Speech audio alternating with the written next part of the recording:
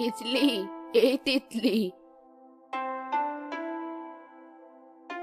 কি হয়েছে নানি, বলো।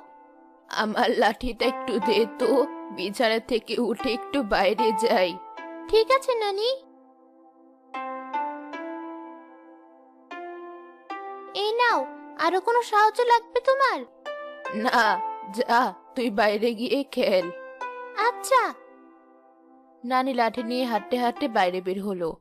উঠোনের আম গাছটার নিচে গিয়ে দাঁড়ালো সে।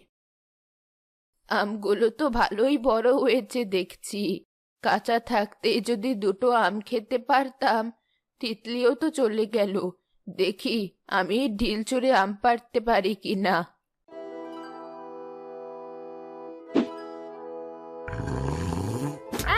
এই ভর দুপুরে কে আমাকে ঢিল